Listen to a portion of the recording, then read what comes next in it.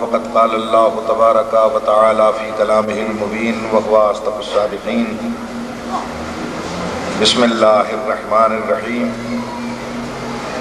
إنا أعطيناك الكوثر فصل لربك وانحر إن شانئك هو الأبتر. صلوات.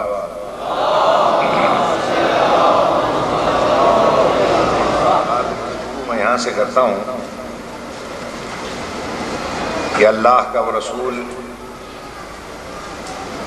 جو رسولوں کا خاتم بھی ہے، جو کائنات کا نقطہ مرکز بھی ہے، جو انبیاء کا سردار بھی ہے، اور سب سے بڑی بات یہ ہے کہ وہ اس کا محبوب بھی ہے۔ نہ نبی ہونے میں وہ لطف ہے، نہ رسول ہونے میں وہ سواد ہے، جو اس کے محبوب ہونے میں لطف ہے۔ یہ تو اللہ ہی جانتا ہے کہ جب وہ اپنے محبوب کو دیکھتا ہوگا تو اسے کیا لطف حاصل ہوتا ہوگا۔ اور اپنا ہی کلام جب وہ اس کی زبان سے سنتا ہوگا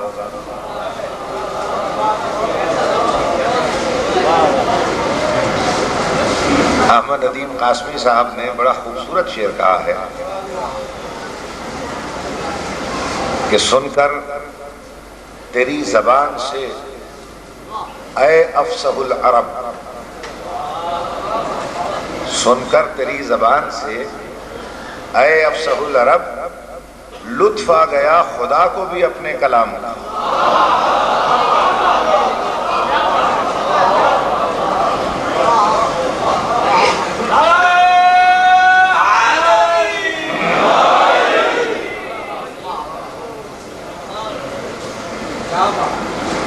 دوستان محترم، جس ہستی کو اللہ نے صرف ہماری خاطر،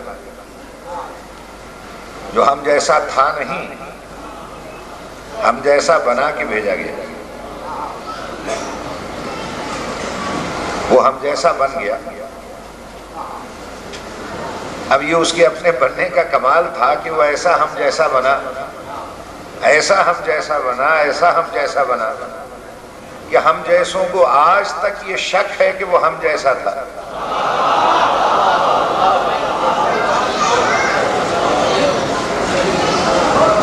اور عزیزان محترم، جس طرح ہر چاہنے والا، ہر پیار کرنے والا، ہر محبت کرنے والا یہ چاہتا ہے کہ میرا حبیب، میرا محبوب مجھ سے کوئی فرمائش کرے، مجھ سے کچھ مانگے تاکہ میں اس کی طلب کو پورا کروں، میں اس کی فرمائش کو پورا کروں۔ اللہ کا دل بھی چاہتا تھا کہ میرا محبوب مجھ سے کچھ مانگے، کچھ طلب کرے، میں اس کی طلب کو پورا کروں، مگر اس کے محبوب کو یہ ناز تھا کہ میں کیوں مانگوں، میں کس لیے مانگوں۔ وہ محبوب ہی کیا ہوا کہ جس کی ہر طلب مانگ سے پوری ہوئی۔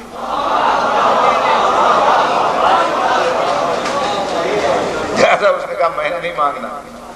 اب وہ چاہتا تھا مانگے اور وہ کہتا تھا میں نہیں مانگنا۔ کیوں نہیں مانگنا؟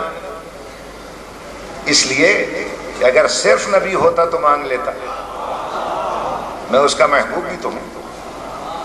اور صاحبان ذوق کے لیے جملہ میں عرض کر کے آگے بڑھتا ہوں، مانگتا اس لیے نہیں کہ بال جیسی عزت ہے، مانگ میں فرق آ جائے گا۔ اور اگر میں مانگ کر کوئی بھی شے لوں گا، چاہے وہ میں کتنی بڑی شے مانگ لوں، اگر مانگ کر لوں گا وہ میری حیثیت کی ہوگی،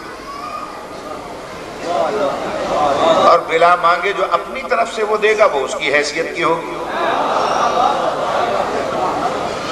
اور پھر وہ یہ بھی جانتا تھا کہ میں مانگتا اس لیے نہیں کہ مانگنے والوں کا حشر میرے سامنے ہے۔ موسیٰ طور پر دیدار مانگنے گئے تھے، بلند ترانیاں سنی کہ ہوش اڑ گئے۔ عیسیٰ اللہ سے ملاقات مانگنے گئے، چوتھے آسمان پہ روک دیے گئے۔ سلیمان مانگ بیٹھے رب حبلی ملکا، یا اللہ مجھے اتنا بڑا ملک دے دے۔ اس مانگنے کا نتیجہ یہ ہوا کہ مانگا اتنا بڑا ملک، ملی اتنی سی انگوٹھی۔ مانگا ملک، ملی انگوٹھی۔ انگوٹھی پہن لی تو مالک الملک، انگوٹھی اتار دی تو سلیمان بے ملک۔ پہن لی تو ہوا فضا سب پہ حکومت ہے، اتار دی تو آرام سے بیٹھے ہیں۔ یہاں اللہ کا محبوب سلیمان کی آنکھوں میں آنکھیں ڈال کر کہتا ہے، سلیمان انگوٹھیاں مانگ مانگ کر حکومت کرنا اور بات ہے، اور انگوٹھیاں زکوٰۃ میں دے دے کر ولایت تک دھوم مچا دینا یار۔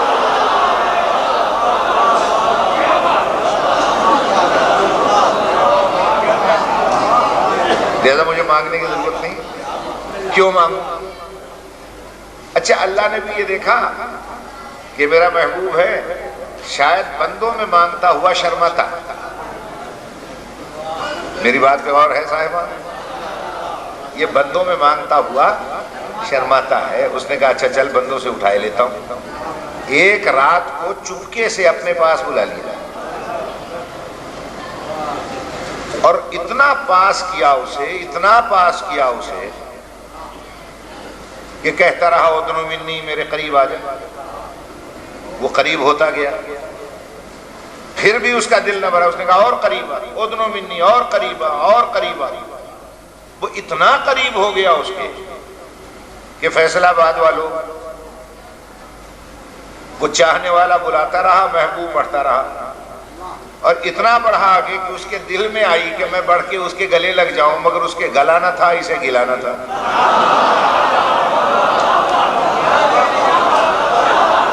تو جو ہے صاحبان،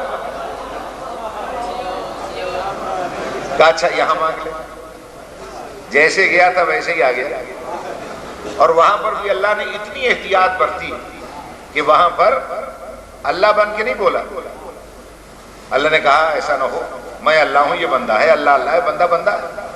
اللہ بن کے بات کروں گا، ہو سکتا ہے یہاں تنہائی میں پھر گھبرا جائے، شرما جائے، تو وہاں اللہ بن کے نہیں بولا، ایسے بول رہا تھا جیسے بھائی بولتا۔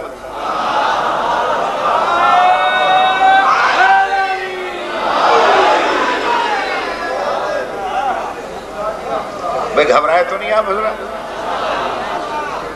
یہ میں نے گفتگو جو ہے بالکل آسان آسان الفاظ میں چھیڑی ہے، بالکل کہانی والا انداز ہے میرا، تاکہ کہانی سنتے سنتے آپ سو جائے، میں کھسک جاؤں۔ ایک دفعہ صلوات پڑھ لیں بآواز بلند محمد۔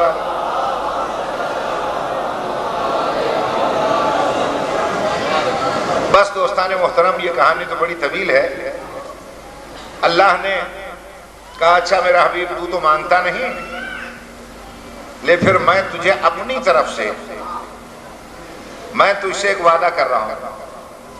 اور وعدہ کیا کیا کہ تیرا رب یعطی کا، تجھے اتنا بڑا عطیہ دے گا، ایسا تحفہ عطا کرے گا کہ فترضا، کہ تو راضی ہو جائے گا۔ میرے دوستو یہ بہت کڑی شرط ہے کہ تو راضی ہو جائے گا، اس لیے کہ انسان راضی ہونا جانتا ہی نہیں، اس کی ہوس کا اسٹاپ کہیں آتا ہی نہیں۔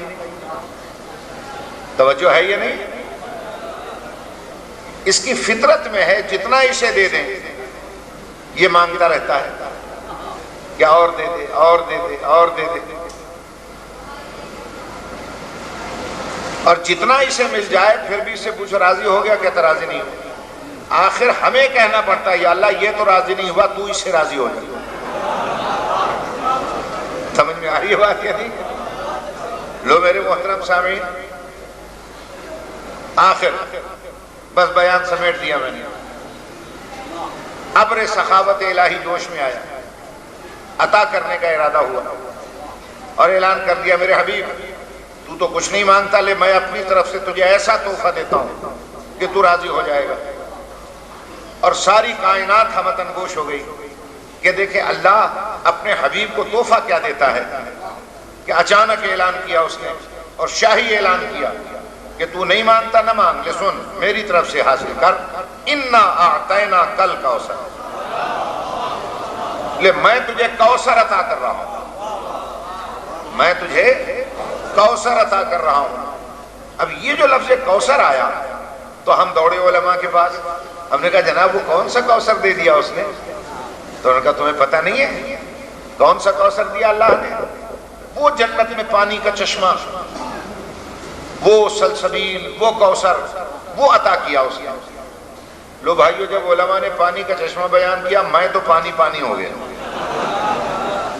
کہ اتنا انتظار کرایا، اپنے حبیب کو شاہی اعلان فرمایا اور اتنے انتظار کے بعد دیا کیا پانی کا چشمہ۔ کون سا چشمہ؟ اتنے انتظار کے بعد اپنے حبیب انعام پہ دیا پانی کا وہ چشمہ جو ایک مست قلندر کو صرف نعرہ حیدری میں مل جاتا ہے۔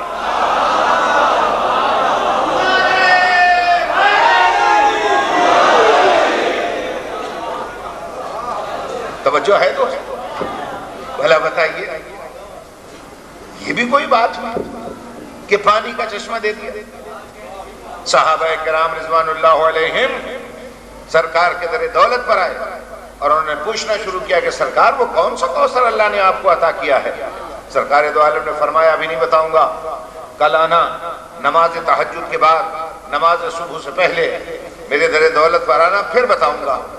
اب سارے کے سارے جتنے بھی تھے رضوان اللہ علیہم وہ سرکار کے در دولت کی طرف روانہ ہو گئے، اور جیسے ہی وہ حضور کے در دولت پر پہنچے، میکائیل اور جبریل نے ان کے استقبال کیا، سلمان و بوذر نے انہیں ویلکم کہا، فرشتوں کی دربانی تھی، عصمت کا حصار تھا، عفت کے حجاب تھے، تقوی کا دور تھا، طاعت کی قناعت تھی، تطہیر کا فرش تھا، خاک شفا کا مصلی تھا، فاطمہ کی تسبیح تھی، بنجتن کا پنسورہ تھا، تکبیر کا ماحول تھا، تقدیس کی فضا تھی، ملکوت کے ہمہمے تھے، نبوت کی فانوس جل رہی تھی، توحید کی شمع روشن تھی۔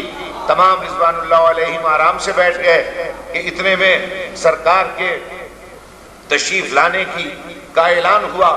بعد اب با ملاحظہ ہوشیار کی صدائیں آنے لگیں اور حکم ہوا غضوا ابصارکم، آنکھیں بند کر لو، اطرقوا رؤوسکم، سروں کو جھکا لو۔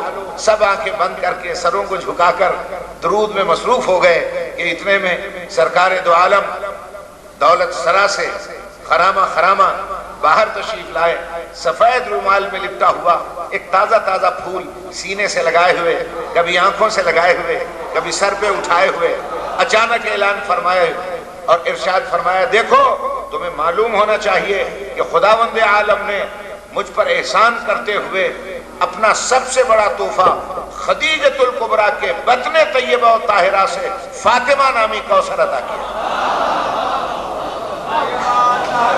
ایک صلوات پڑھتے مل کر بآواز بلند محمد۔ توجہ ہے میرے محترم سامع، یہ فاطمہ نامی مجھے کوثر عطا کیا ہے۔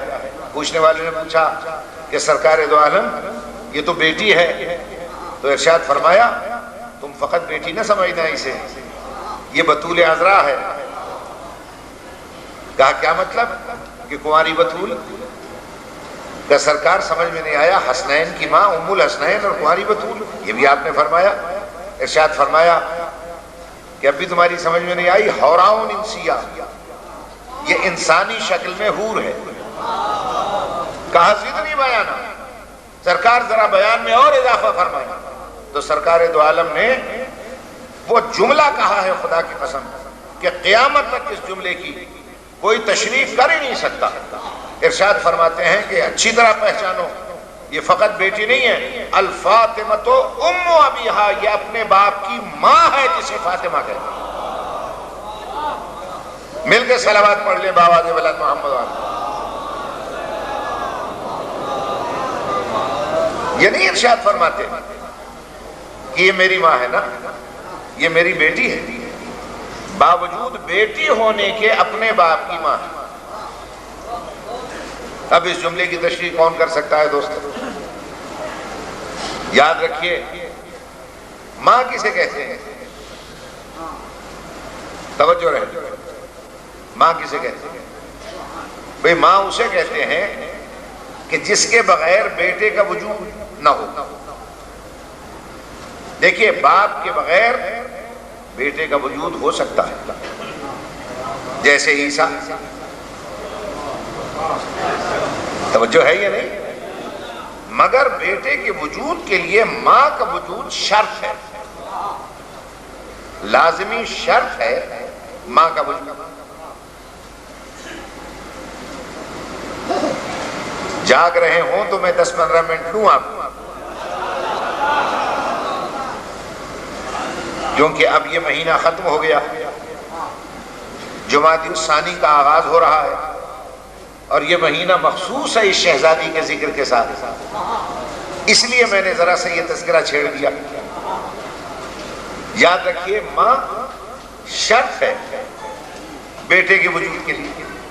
اب آپ فرمائیے کہ رسالت کے لیے اور نبوت کے لیے شرط کیا ہے؟ رسالت اور نبوت کے لیے شرط ہے عصمت۔ توجہ ہے دوست؟ اور اللہ کے پاس ہر شے کا خزانہ ہے، اس کے پاس نبوتوں کا خزانہ ہے، اس خزینہ نبوت کا نام ہے محمد، اس کے پاس ولایتوں کا خزانہ ہے، خزینہ ولایت کا نام ہے علی، اس کے پاس امامتوں کا خزانہ ہے، خزینہ امامت کا نام ہے حسن مجتبیٰ، اسی طرح اس کے پاس عصمت کا خزانہ ہے۔ اور عصمت کا خزانہ کون ہے؟ تو سرکار نے ارشاد فرمایا کہ یہ میری بیٹی خزینہ عصمت، یعنی جس کو عصمت ملی وہ اسی خزانے سے ملی۔ اگر عصمت نہیں ہوگی تو نبوت کا وجود نہیں ہوگا، رسالت کا وجود نہیں ہوگا، اور فاطمہ ہے خزینہ عصمت۔ جس طرح ماں کا وجود شرط ہے بیٹے کے وجود کے لیے، عصمت شرط ہے نبوت اور رسالت کے لیے۔ توجہ ہے یا نہیں ہے؟ اسی لیے ارشاد فرمایا کہ جیسے ماں نہیں ہوگی تو بیٹے کا وجود نہیں ہوگا، یہ خزینہ عصمت اگر نہیں ہوگی فاطمہ تو میری رسالت کا وجود ہی نہیں ہوگا۔ اسی لیے ارشاد فرمایا کہ یہ خزینہ عصمت ہے۔ اور یاد رکھیے گا دوستو، عصمت سب کی یکساں نہیں ہوتی۔ اب کیا بتاؤں، مسئلہ ہے منطق اور فلسفے کا، اور رات اتنی بیت گئی ہے کہ منطق اور فلسفہ جو ہے وہ بھی سو گیا۔ میرے محترم سامعین، منطقی نقطہ نگاہ سے عصمت کہلاتی ہے کلیہ مشکک۔ توجہ کیجیے، کیونکہ ہر مکتبہ فکر کا آدمی سن رہا ہے، سنی، شیعہ، دیوبندی، بریلوی سب بیٹھے ہیں اس وقت اس مجلس میں، تو میں ان سب کی خدمت میں عرض کروں، ایک مشترکہ مسئلہ میں عرض کروں، عصمت کلیہ مشکک۔ کلیہ مشکک اسے کہتے ہیں کہ جس کے افراد میں فرق ہوتا ہے۔ اب میں کیسے سمجھاؤں آپ کو؟ میرے محترم سامعین، یہ جو کاغذ ہے میرے ہاتھ میں، اس کاغذ کا رنگ کیا ہے؟ سفید ہے۔ اور یہ جو پنکھا ہے اس کا رنگ کیا ہے؟ سفید ہے، ٹھیک ہے۔ اچھا، اور یہ جو راڈ ہے اس کا رنگ کیا ہے؟ سفید ہے۔ اور یہ جو روشنی ہے اس کا رنگ کیا ہے؟ سفید ہے۔ دیکھیے، یہ بھی سفید، یہ بھی سفید، پنکھا بھی سفید، روشنی بھی سفید، یہ چاروں سفید ہیں۔ اب ان چاروں کو دیکھ کر بتائیے کیا چاروں ایکو جائے ہیں؟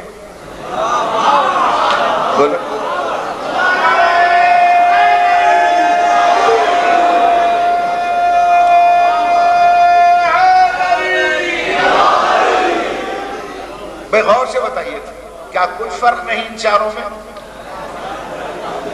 بڑا فرق ہے بھائی، اس کی سفیدی اور ہے، اس کی سفیدی اور ہے، اس کی سفیدی اور ہے۔ بھائی اسی طرح یاد رکھیے گا، معصوم سب ہیں ایک کم 1,24,000 انبیاء بھی معصوم ہیں، یہ 14 بھی معصوم ہیں۔ توجہ ہے یا نہیں ہے؟ مگر یاد رکھیے گا عصمت کلیہ مشکک ہے، ان کی عصمت اور ہے، ان کی عصمت اور ہے۔ وہاں ترک اولا کی گنجائش ہے، ان 14 میں ترک اولا کی گنجائش نہیں ہے۔ اب اس سے زیادہ میں آسان نہیں کر سکتا بھائی، وہاں ترک اولا کی گنجائش ہے، یہاں نہیں ہے۔ ان کی عصمت یہ ہے کہ وہ وہی کام کرتے ہیں جو بہتر ہوتا ہے، جو خیر ہوتا ہے، جو حق ہوتا ہے۔ مگر یہ جو 14 ہیں ان کی عصمت یہ نہیں ہے کہ یہ کام کو دیکھیں، جب بہتر ثابت ہو، حق ثابت ہو پھر کریں نا، یہ جو کر دیں وہی بہتر ہے، وہی خیر ہے، وہی حق ہو جاتا ہے۔ سمجھ میں آ رہی بات؟ نہیں ان کی عصمت اور ان کی عصمت میں یہ فرق ہے کہ وہاں ترک اولا ہو سکتا ہے مگر یہاں ترک اولا نہیں ہو سکتا۔ ترک اولا سمجھتے ہیں آپ؟ کیوں میرے سوئے ہوئے دوستو سمجھتے ہیں ترک اولا؟ دیکھیے یاد رکھیے گا، اب کیا بتاؤں میں، اب یہ موضوع ایسا ہے کہ آپ کو نیند آ جانا یہ فطری امر ہے۔ ایک تو موضوع خشک، پھر آدھی رات، توجہ ہے دوستو؟ مگر بس یہی تعریف سن لیجئے اور پھر میں آپ کی زحمتوں کو تمام کرتا ہوں۔ دیکھیے ہمارا نقطہ نگاہ یہ ہے کہ کسی نبی سے بھی گناہ نہیں ہوتا، توجہ ہے؟ کسی نبی اور معصوم سے گناہ نہیں ہوتا، ترک اولا کی گنجائش ہے۔ اب یہ ترک اولا کیا ہوتا ہے؟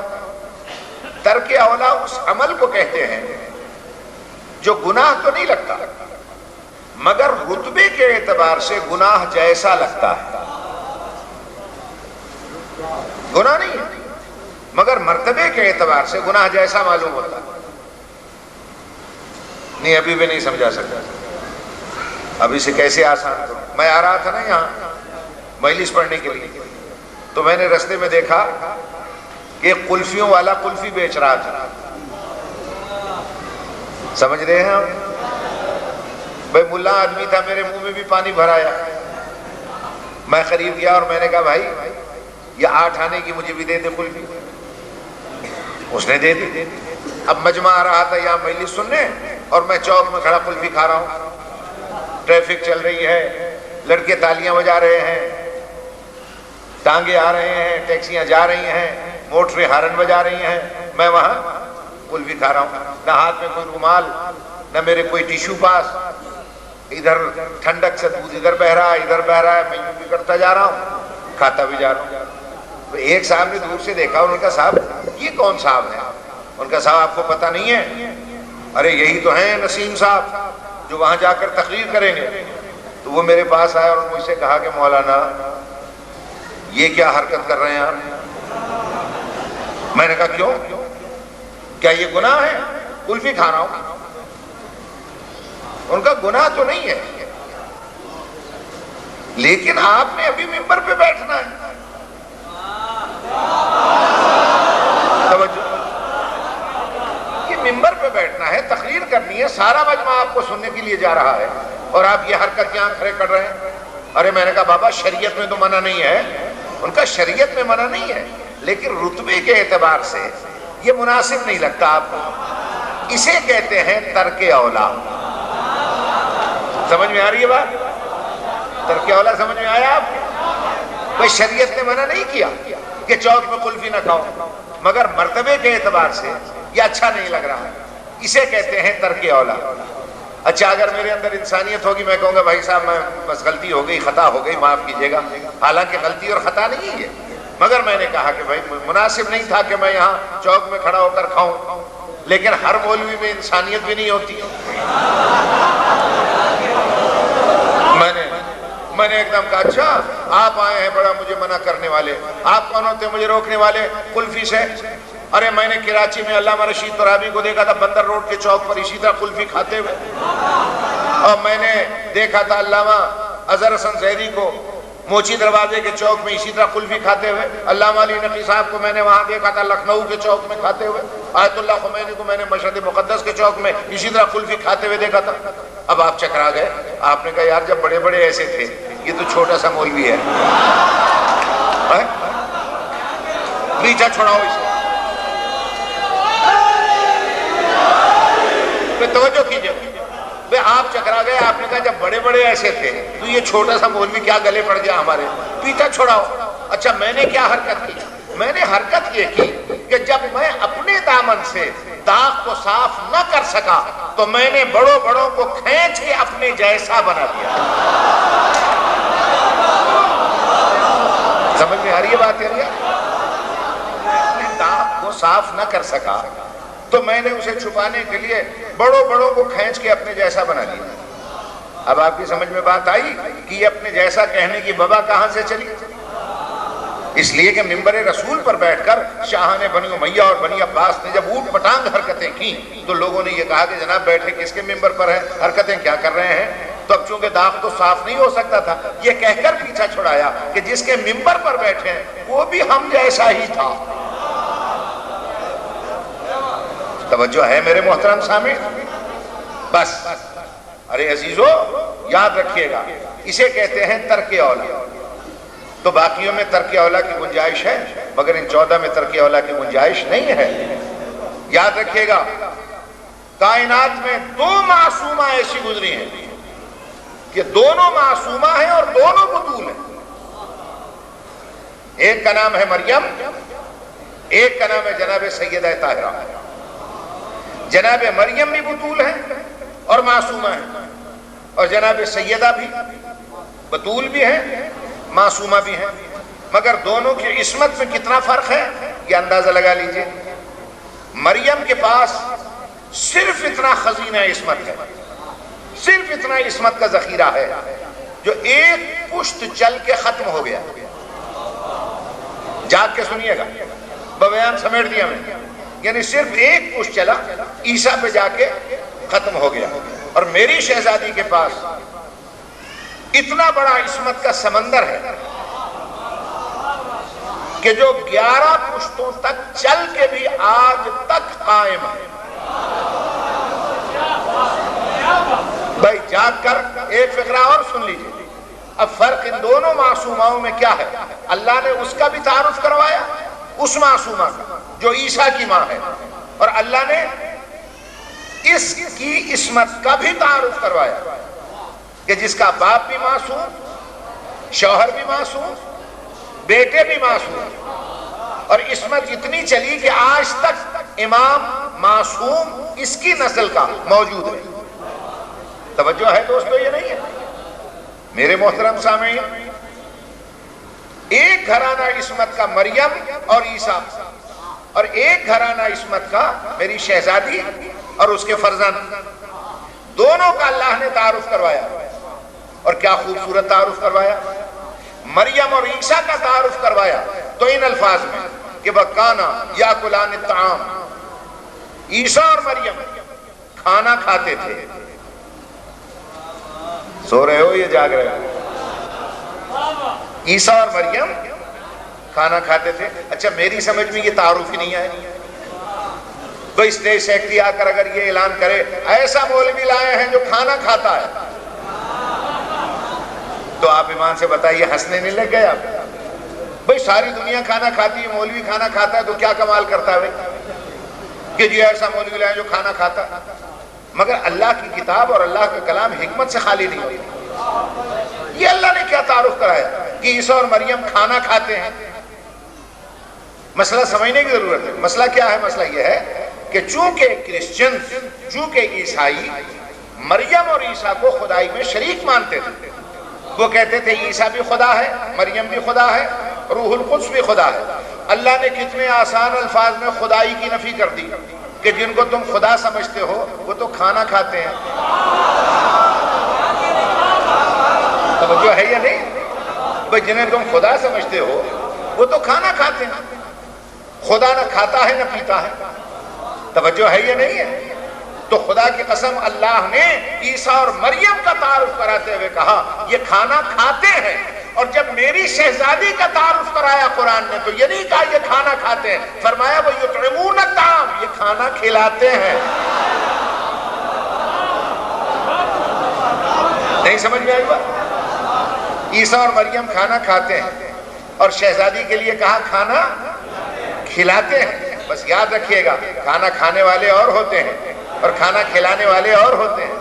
کھانا کھانے والے کھانا کھا کر اس کا شکر ادا کرتے ہیں، اور یہ جو کھانا کھلانے والے ہیں ان کے لیے اسے کہنا پڑا وَكَانَ سَعْيُكُمْ مَشْكُورًا، اے کھانا کھلانے والوں آل محمد میں اللہ تمہارا شکریہ ادا کر۔ کوئی ذرا بیدار ہو کر صلوات پڑھنے بابا، ذرا مل کے صلوات پڑھتے ہیں بآواز بلند محمد۔ اور صلوات کے بارے میں بھی ایک فرمان معصوم سن لیجئے۔ معصوم ارشاد فرماتے ہیں کہ ارفعوا اصواتکم علینا بالصلاۃ طہارۃ وتزکیۃ لانفسکم، کہ ہماری ذات پر بآواز بلند اس لیے پڑھا کرو درود تاکہ تمہاری خلقت سے نجاست جاتی رہے، پاکیزگی آتی رہے۔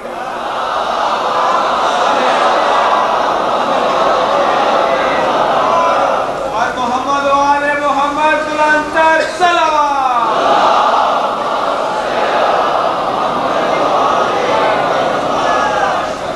توجہ فرما لیا آپ حضرات؟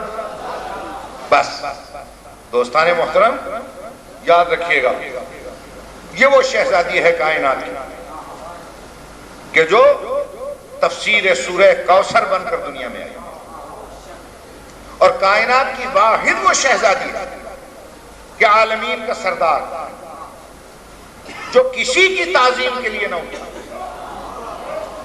صرف اس شہزادی کی تعظیم کے لیے کھڑا ہو جانا۔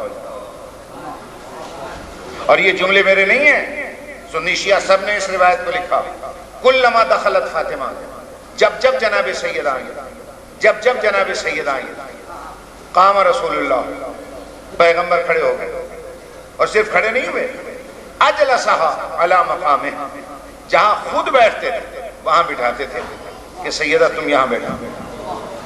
اور خدا کی قسم میں نے مجتہدین سے یہ جملے سنے کہ جب تک بیٹھ نہیں جاتی تھی پیغمبر کھڑے رہتے تھے۔ یہ نہیں ہے کہ جب پیدل چل کے آئیں تو پیغمبر کھڑے ہو گئے، نہ، پڑھیے روایات، بچپن میں جب گھٹنیوں چل کے آئی تو کھڑے ہو گئے، 5 سال کی ہوئی آئی تو کھڑے ہو گئے، جب پیغمبر اس دنیا سے جا رہے تھے شہزادی کی عمر تھی اس وقت 18 سال، 18 سال کی عمر میں، حالانکہ پیغمبر علالت کا عالم، اور سب نے مورخین نے لکھا کہ ایسے عالم میں حجرے میں جناب سیدہ گئی تو نقاہت کے باوجود کوہنیوں کی ٹیک لگا کر استقبال کے لیے کھڑے ہو گئے۔ اور بیان میرا ختم ہو گیا۔ میرے محترم سامعین ایمان سے بتائیے گا، جس خاتون کا پیغمبر جیسا عالمین کا سردار ساری زندگی کھڑے ہو کر استقبال کرے، کیا اس کے دل و دماغ میں یہ بات نہیں بیٹھ جائے گی کہ جب عالمین کا سردار میرا یوں استقبال کرتا ہے، اب میں جہاں جاؤں گی میرا اسی طرح استقبال ہوگا، اب میں جہاں جاؤں گی اسی طرح میری تعظیم ہوگی، کسی کا دل دکھے یا نہ دکھے، ہر کرما گوہ کا دل زخمی ہے، یہی سوچ کر ایک جگہ چلی گئی کہ میرا اسی طرح استقبال ہوگا، مگر دل میں دکھ ہے تو یہی ہے کہ جسے آتے ہی رسول کھڑے ہو کے بٹھا دیتے تھے، 4 گھنٹے کھڑی رہی، کسی کی زبان سے نہ نکلا رسول کی بیٹی تھک گئی ہوگی بیٹھ جاؤ، چلو کوئی کہہ دیتا آپ کیوں آ گئی، ہم آپ کے دروازے پر آ جاتے، اور چونکہ رحمت کی بیٹی تھی، رحمت کے لہجے میں بول رہی تھی، طبیعت میں تیزی نہیں، مزاج میں غصہ نہیں، بڑے آرام سے کہہ رہی تھی، میرے باپ کے دوستوں، میرے باپ کے ساتھیوں، مجھے پہچانو، میں فاطمہ، میں فاطمہ، تم اچھی طرح جانتے ہو میرا باپ کس طرح میرا استقبال کرتا تھا، کس طرح میری تعظیم کرتا تھا، میں تم سے کچھ چھیننے نہیں آئی، صرف ایک بات کہنا چاہتی ہوں، میرے بچوں کا واحد گزارا یہ زمین کا ٹکڑا ہے، مجھے واگزار کر دو۔ کیوں میرے سنی شیعہ دوستوں، کوئی سخت جملہ تو نہیں کہا، سخت لہجے میں تو بات نہیں کی۔ جواب کیا ملا؟ جو جواب ملا سن کے گھر آ گئی۔ تھک کے نہ سنیے گا، 2 جملے سنانے ہیں میں۔ گھر کے دروازے پہ کھڑی تھی چھوٹی فاطمہ۔ چھوٹی فاطمہ نے بسم اللہ کہہ کے ماں کا استقبال کیا اور صرف اتنا پوچھا، اماں دربار میں کیا گزری؟ بیٹی کا سر چوم کر ایک جملہ کہا کہ بیٹا جو دربار کی حالت آج میں نے دیکھی ہے، اگر یہی حالت رہی تو تیری چادر کی خیر نہیں۔ وہ چھوٹی تھی نبی کی بیٹی، چھوٹی تھی علی کی بیٹی، بڑی تھی نبی کی بیٹی۔ نبی کی بیٹی میں نبی کی جھلک تھی، علی کی بیٹی میں علی کی جھلک تھی۔ جب وہ چلتی تھی تو نبی لگتی تھی اور چھوٹی جب بولتی تھی تو علی لگتی تھی۔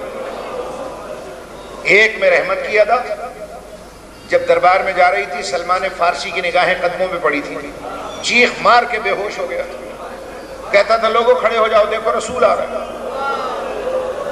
بالکل رسول کی طرح چل کے آ رہی ہے۔ اور علی کی بیٹی جب بولتی تھی تو وہ علی لگتی تھی۔ چونکہ مجھ سے فرمائش کی گئی ہے اس لیے میں 2 جملے کہنا چاہتا ہوں میرے محترم سامعین۔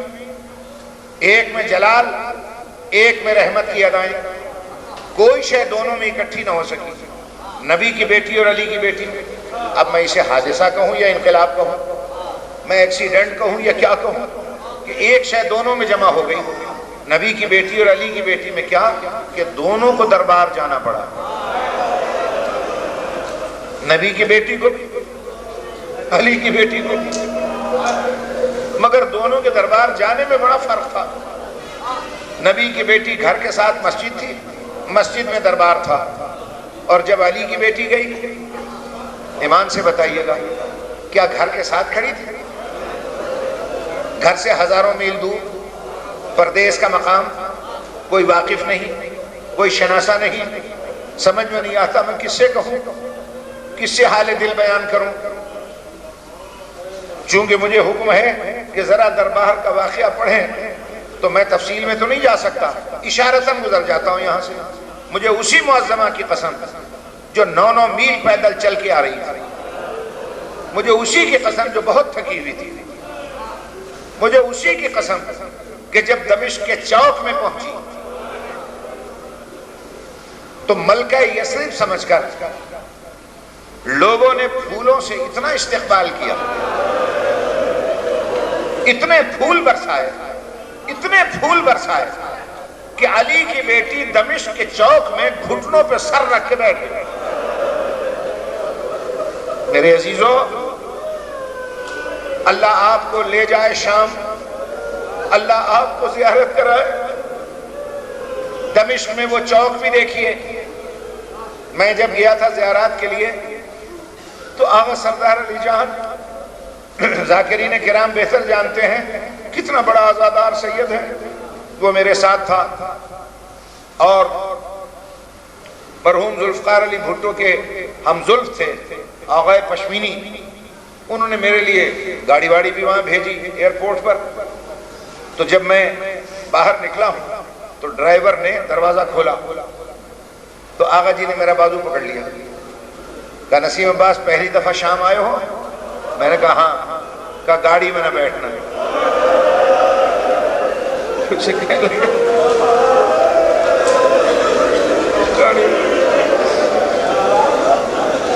ہم نے جوتیاں گاڑی میں ڈال دی، خود پیدل چلنا شروع کر دیا، کافی دور تک پیدل چلتے گئے۔ آغا جی مجھ سے کہنے لگے برخوردار ذرا کان لگا کر غور سے سنو، آج بھی شام کی فضا میں آواز گونج رہی ہے، آؤ علی کی بیٹی کا تماشا دیکھو، آؤ علی کی بیٹی کو پتھر مارو۔ خدا کی قسم آپ اندازہ نہیں کر سکتے کیا حال ہوتا ہے سید کا جب شام کی گلیوں میں چلتا ہے، اور جب وہ موڑ آیا تو کہا اس میدان کو بھی پہچانو، یہی وہ جگہ ہے جہاں علی کی بیٹی پر پھولوں کی برسات ہوئی۔ دمشق کے چوک میں یہ وہی چوک ہے جہاں بیٹھ گئی۔ لیکن میرے محترم سامعین، ہم پڑھنے والے اکثر پڑھتے ہیں مسافرہ شام۔ میرے استاد مرحوم کہتے تھے نا بیٹا مسافرہ نہ کہا کرو، مسافر اسے کہتے ہیں جو آئے اور گزر جائے۔ یہ آ کر گزر نہیں گئی، اس کی حکومت ہے وہاں، یہ ملکہ شام ہے۔ اور واقعاً آج آپ وہاں جا کر دیکھیں وہ کیسی ملکہ ہے کہ جس چوک میں پھولوں کی بارش نے اسے چلنے نہ دیا، آج اسی چوک میں گورنمنٹ نے بورڈ لگایا ہوا ہے بہت بڑا، اور اس پر لکھا ہوا ہے اہلاً و سہلاً و مرحبا سیدہ زینب ترحب بکم، شام میں آنے والوں میں زینب تمہارا استقبال کرتی ہوں۔ اوہ میں علی کی بیٹی تمہیں خوش آمدید کہتی ہے۔ آج وہاں پر بورڈ لگے ہوئے ہیں۔ خدا کی قسم جب اس دمشق کے چوک سے گزر گئی اور سامنے دربار نظر آیا اسے، تو علی کی بیٹی چلتے چلتے رک گئی۔ کیوں رکی؟ کہ بیمار کے قدم رک گئے۔ بیمار کے قدم کیوں رکے؟ کہا بیٹا کیا بات ہے؟ کہا اماں میرے قدم نہیں اٹھتے۔ کہا کیوں بیٹا؟ کہا اماں میں نے اتنی بھیڑ کبھی نہیں دیکھی، میں نے اتنا رش کبھی نہیں دیکھا، دنیا جہان کے جتنے بھی ہیں وہ یہاں بیٹھے ہیں، میرے قدم نہیں اٹھتے۔ علی کی بیٹی نے کہا بیٹا گھبرانے کی بات نہیں ہے، یہ دربار نہیں ہے، یہ فاتح خیبر کی بیٹی کا خیبر ہے۔ آج مجھے یہاں مرحب کو مارنا ہے، آج مجھے یہاں حسین کو زندہ کرنا ہے۔ بیٹا گھبرا نہیں، میں ساتھ چلتی ہوں تو میرے ساتھ ساتھ چل۔ اور یہ کہہ کر دربار میں قدم رکھا، اور دربار میں قدم رکھتے ہی زبان سے نکلا بسم اللہ الرحمن الرحیم۔ جیسے ہی جملہ نکلا نا بسم اللہ الرحمن الرحیم، خدا کی قسم پورا دربار بے ساختہ تعظیم کے لیے کھڑا ہو گیا۔ اور اس خاندان کی عادت یہ ہے کہ اس نے کبھی پہل نہیں کی، ادھر سے حملہ ہو تو جوابی کاروائی ہو۔ ایک حملہ ہوا اور اس بے حیا ملعون کمینے یزید نے صرف اتنا پوچھ لیا کہ اس دربار میں فاطمہ کی بیٹی کون سی؟ اتنا پوچھا فاطمہ کی بیٹی کون سی ہے؟ میری شہزادی زینب زینب نہ رہی حیدر ہو گئی۔ ہتھکڑیاں ٹوٹ گئیں اور پورے جلال میں آ کر کہا اس کو کہ اپنا طلقاء، وہ ہمارے آزاد کردہ غلاموں کے ذلیل بچے، خاموش، خبردار میری زبان سے بھرے دربار میں پھر میری ماں کا نام نہ لینا۔ ایک نابینا صحابی بیٹھا تھا ابو برزہ اسلمی، نظر کچھ آ نہیں رہا تھا، گھبرا کے کھڑا ہو گیا، ساتھ والے سے کہتا ہے بھائی یہ دربار میں علی کہاں سے آ گئے؟ یہ علی بول رہے ہیں؟ ساتھ والا کہتا بابا علی نہیں ہے۔ انہوں نے کہا پھر کون ہے؟ انہوں نے کہا بنت علی ہے۔ تو گھبرا کے کہتا ہے یہ کیا قیامت آ گئی کہ علی کی بیٹی اور شرابی کا دربار کیسی آئی ہے؟ ساتھ والا کہتا بابا آئی نہیں، لائی گئی ہے۔ تو ایک دم گھبرا کہتا ہے لائی گئی ہے؟ ساتھ والا کہتا بابا ننگے سر بھی ہے، اس کے ہاتھ بھی گردن سے بندھے ہوئے ہیں۔ وہ نابینا کھڑے ہو کر کہتا ہے علی کی بیٹی اپنے آپ کو اکیلا نہ سمجھنا، میں تیری مدد کے لیے آ رہا ہوں۔ وہ گرتا پڑتا قریب پہنچا، علی کی بیٹی اونچے مقام پر کھڑی ہو گئی اور اس کے بعد خطبہ دیا۔ وہ پورا خطبہ میں نہیں سنا سکتا آپ کو، اس کا خلاصہ یہ ہے، دربار والوں خاموش، سب پہ سناٹا چھا گیا۔ علی کے لہجے میں پوچھتی ہیں بولو تمہارا مذہب کیا ہے؟ کون ہو تم؟ بت پرست ہو؟ آواز آئی نہیں۔ نصرانی ہو؟ آواز آئی نہیں۔ یہودی ہو؟ آواز آئی نہیں۔ کون ہو تم؟ 7,000 آواز آئی مسلمان ہے۔ کس کا کلمہ پڑھتے ہو؟ آواز آئی محمد کا۔ بس بیان ختم ہو گیا، ادھر محمد کا نام آیا، ادھر محمد کی بیٹی کو جلا لایا۔ میرے استاد مرحوم فرماتے تھے کہ ذرا محمد کی بیٹی نے جھٹکا دیا سر کو تاکہ بال ہٹیں آگے سے، ہاتھوں سے ہٹا نہ سکی۔ اس سے زیادہ میں اور اشارے سے گزر نہیں سکتا، ہاتھ فارغ ہوتے تو ہٹاتی، جھٹکا دے کر بال ہٹائے اور ارشاد فرمایا محمد کا کلمہ پڑھنے والے بے غیرت ہو، آؤ میرے قریب آؤ، آؤ आओ जिस का कलमा पढ़ते हो उसकी बेटी का तमाशा देखो, और जिसका कलमा पढ़ते हो उसकी बेटी का मजाक उड़ाओ। आओ मेरे करीब आओ। अल्लामा हाफिज किफायत हुसैन साहब ने लिखा कि इतने में दरबार का पर्दा उठा, एक सफेद सर वाली औरत सर पीटती हुई दरबार में दौड़ी भी आई, वाह मोहम्मदा वाह अली आओ। यजीद ने देखा, घबरा कर तो देखा उसकी अपनी ज़ौजा थी, अपनी बीवी हिंद। तो जल्दी से उसने अपनी आबा उतारी और बीवी में डाली और कहा तू भरे मजमे में क्यों आ गई, तू मलका है, अंदर बैठ। तो उसने यजीद को धक्का दिया, आबा एक तरफ फेंकी और कहा कमीने बेहया, अपनी बीवी के पर्दे का इतना ख्याल है। और जिसकी मां का जनाजा रात के अंधेरे में उठा था, भरे दरबार में खड़ी फरियाद कर रही है और उसके सर पे कोई चादर रखने वाला नहीं है। मगर इन खुतबों का असर क्या हुआ? ये खुतबों का असर है दोस्तों। न अखबारात थे, न टेलीफोन थे, न टेलीविजन थे, न वो इत्तलात के जराए थे। ये फैसलाबाद वालों को कैसे पता चला कौन मारा गया, कहाँ मारा गया, कैसे मारा गया? ये अली की बेटी के खुतबों का असर है कि आज सब सुन्नी शिया जमीन पर बैठे हुए आज उसके भाई का पुरसा दे रहे हैं, आज उसे याद कर रहे हैं। दोस्तों ये जिंदा करना भाई का, ये है मेरी शहजादी का वो मोइज़ा कि जिस मोइज़े के सामने दुनिया के सारे मोइज़े हेच हो गए। बस आखिरी जुमला कहता हूं और ये मेरी अकीदत भरा फिक्रा है। आज जब आप रोकर कहते हैं ना हाय हुसैन, हाय हुसैन, पता है हुसैन क्या कहते हैं? बहन के सामने सर झुका के कहते हैं ज़ैनब तेरा शुक्रिया। ज़ैनब बहन मैं तेरा बड़ा ममनून एहसान हूं, ये तेरी वजह से हाय हुसैन हो रही है। अल्लाह आपकी मजलिस को कबूल करे, खुदा आपकी महफिल को मंजूर करे, अल्लाह बानी मजलिस की तौफीकात में इजाफा करे। खुदा